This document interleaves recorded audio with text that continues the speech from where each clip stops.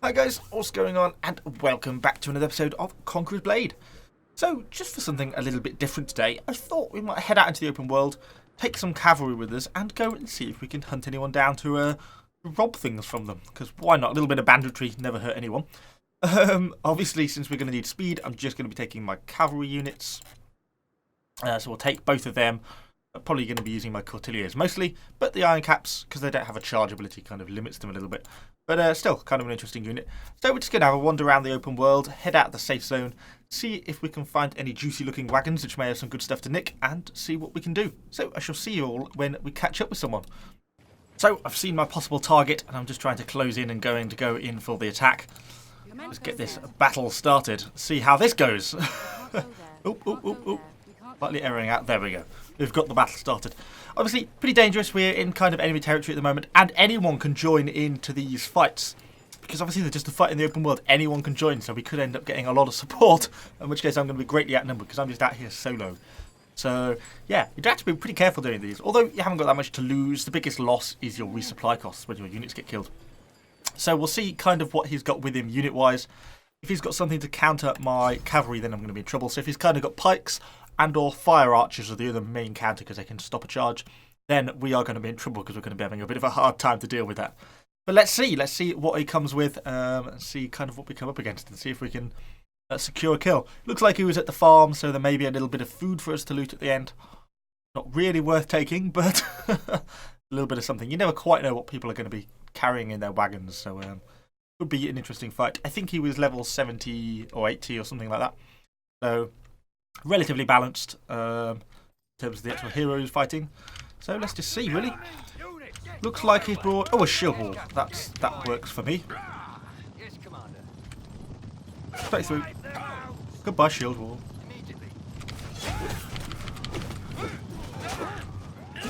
Ow. Don't do that for me. Ow, it's actually not going quite so well as I thought it was going to. There we go, we'll get our cavalry coming back round. They should just be able to deal with the remains of those shield walls. Hopefully we can think about trying to get this guy down. Ow! That hurt.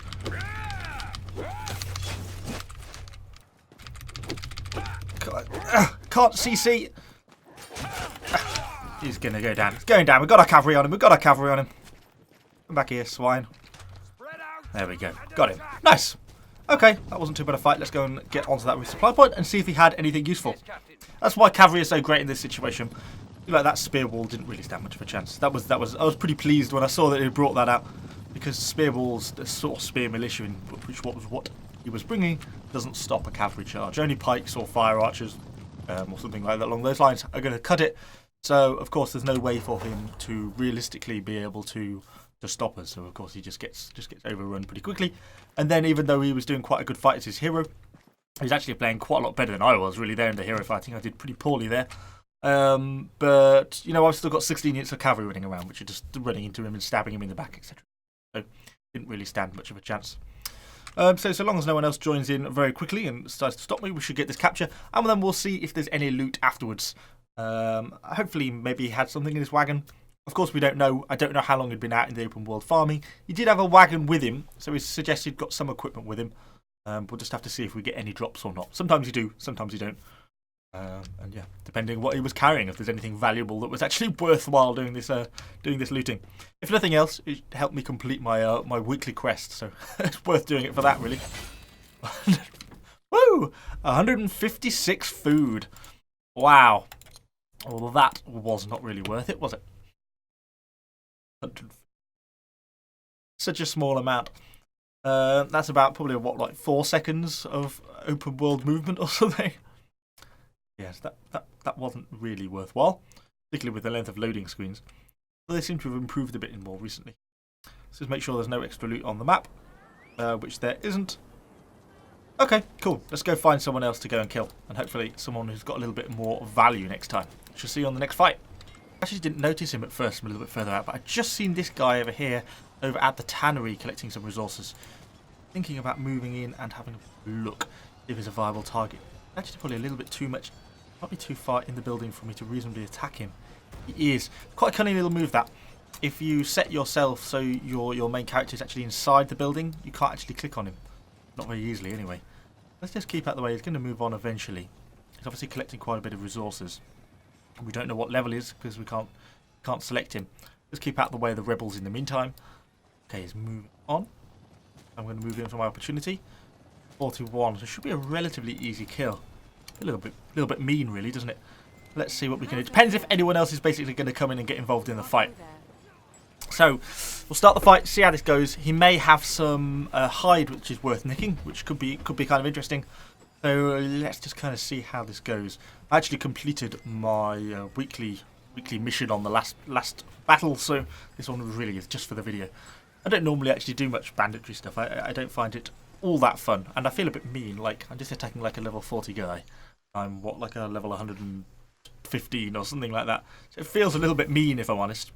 But still, it's for the video. It's for the YouTube. That's what I'll justify it to myself.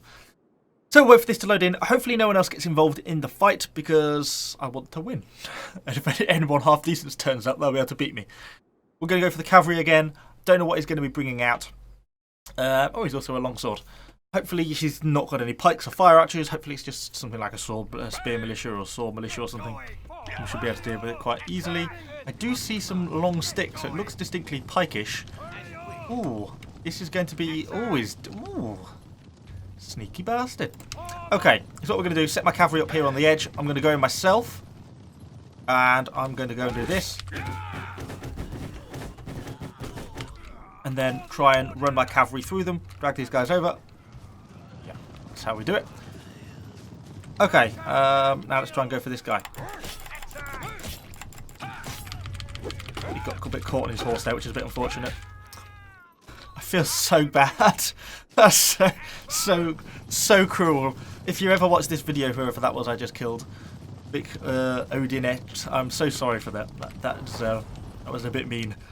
So, well, we got that in the bag. That was a really easy fight, obviously.